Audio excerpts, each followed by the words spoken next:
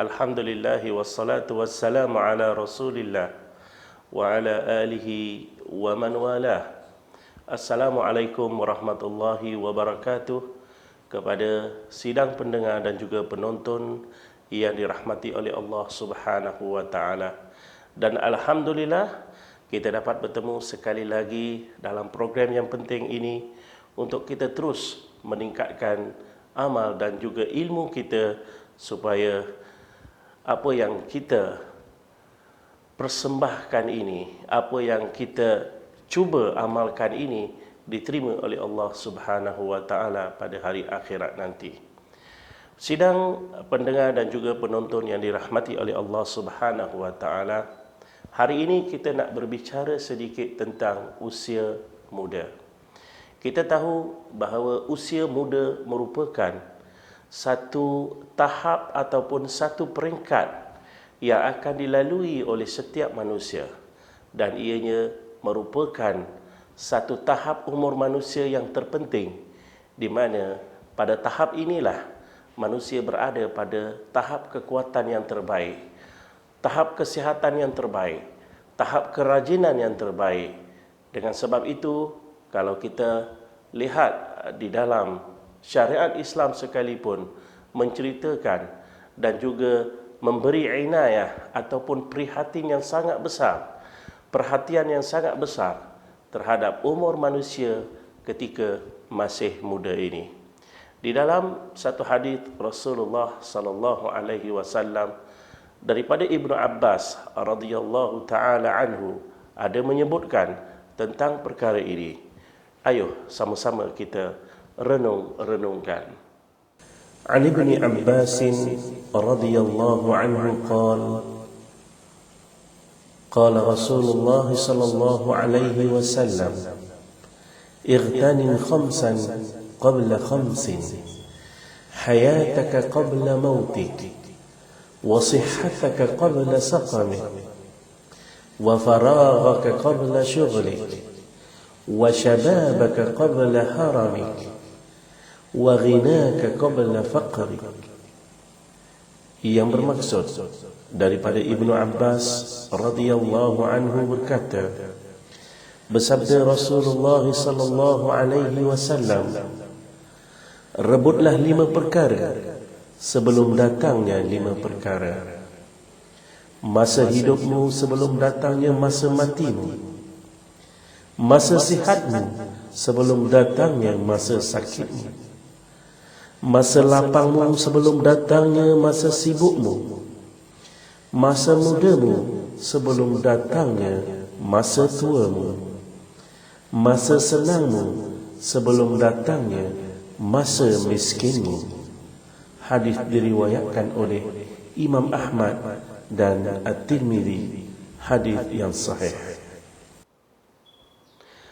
Di dalam hadis ini dengan jelas Rasulullah sallallahu alaihi wasallam menyarankan kepada kita agar merebut masa muda ini, merebut peluang yang ada ketika kita masih muda ini untuk beribadat kepada Allah Subhanahu wa taala.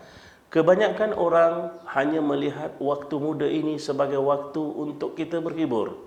Berapa ramai di antara kita mengatakan bahawa waktu muda adalah sekali sahaja seumur hidup.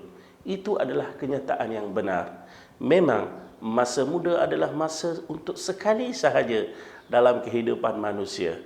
Jika tidak digunakan, dimanfaatkan dengan sebaik-baiknya, maka kita akan terlepas peluang yang sungguh indah ini, peluang yang sungguh baik ini untuk kita beramal di jalan Allah Subhanahu wa taala. Jadi beruntunglah kepada mereka yang menggunakan masa muda mereka untuk beribadat kepada Allah Subhanahu wa taala.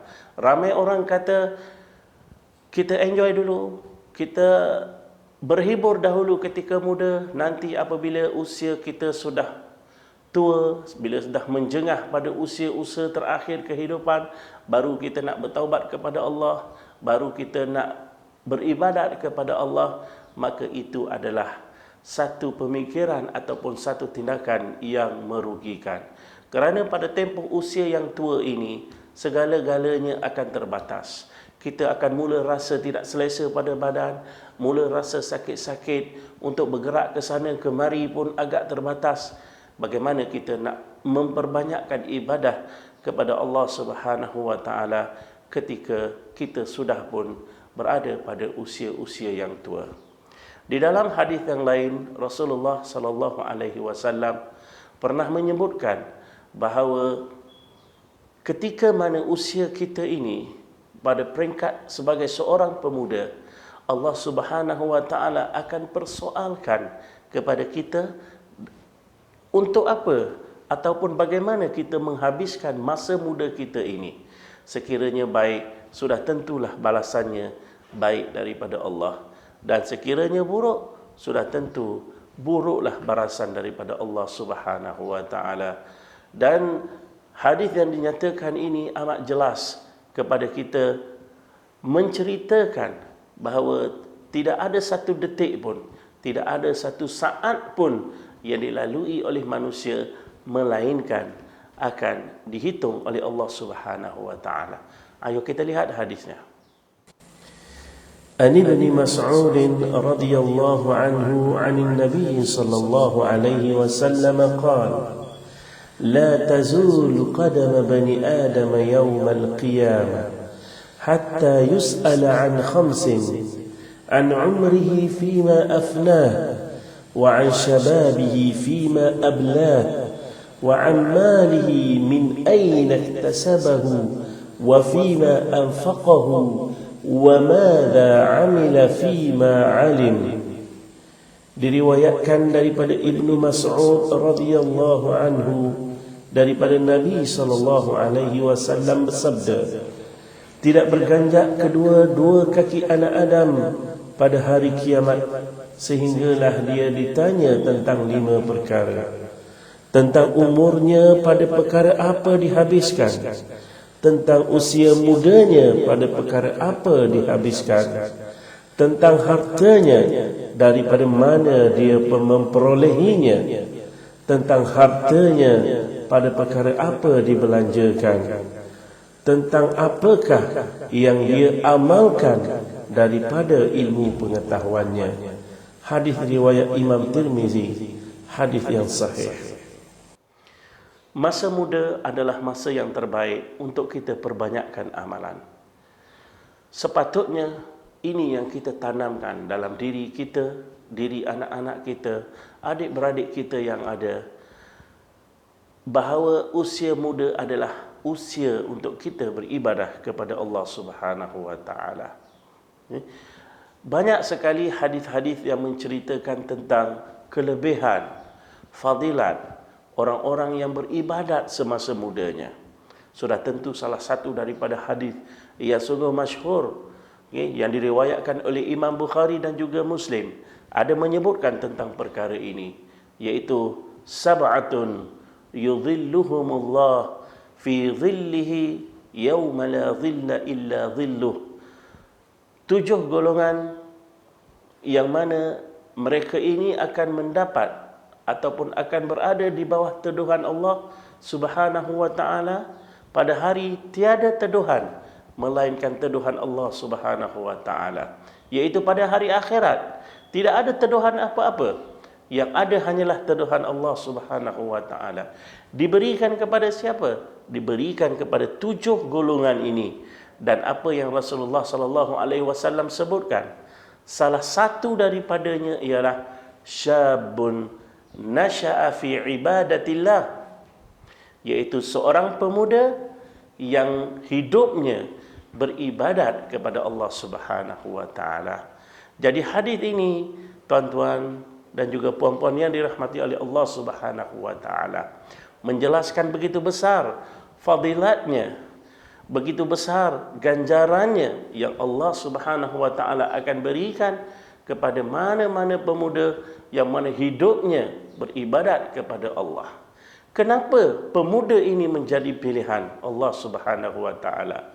Kerana lazimnya pada tempoh waktu muda ini, kebanyakan orang, kebanyakan manusia ketika mudanya mereka akan menghabiskan masa untuk perkara-perkara yang tidak mendatangkan faedah. Ketika muda, ramai manusia hanya berada di padang-padang bola, di tempat-tempat permainan, tempat-tempat yang tidak mendatangkan manfaat dari segi ilmu dan juga pengetahuan, tempat-tempat hiburan.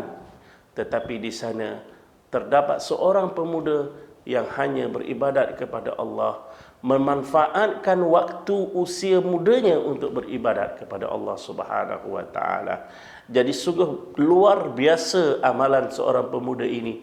Dengan sebab itulah Allah Subhanahu wa taala memberikan ganjaran kepada dia. Apa itu? Dia mendapat tuduhan Allah Subhanahu wa taala. Pada hari tidak ada tuduhan melainkan tuduhan Allah Subhanahu wa taala. Allahu akbar. Sungguh besar ganjaran yang diberikan oleh Allah Subhanahu wa taala ini. Dengan sebab itu kami di Akademi Al-Mukarramah melihat potensi yang ada pada anak-anak ini. Potensi yang besar kepada pemuda-pemuda ini, khususnya mereka yang masih lagi berada di bangku sekolah, berumur 13 tahun, 14 tahun, 17 tahun dan mungkin 18 tahun. Ketika umur sebegini, kebanyakan kanak-kanak selain daripada pergi ke sekolah, hadir ke sekolah, kebanyakan anak-anak ini di luar daripada waktu persekolahan, na'udzubillah, di luar juga daripada kemampuan ataupun kawalan ibu bapa, ada di antara mereka yang hanya menghabiskan masa dengan permainan-permainan elektronik, menghabiskan masa dengan media sosial, menghabiskan masa dengan telefon sahaja. Jadi apa salahnya potensi yang ada pada anak-anak ini kita kuatkan, kita latih, dan akhirnya mereka boleh menjadi salah seorang daripada pendakwah pada jalan Allah Subhanahu wa taala, mengajak manusia ke arah kebaikan dan seterusnya menceritakan ataupun menyebut tentang keburukan-keburukan yang berlaku dalam masyarakat. Inilah sebenarnya yang kita mahukan.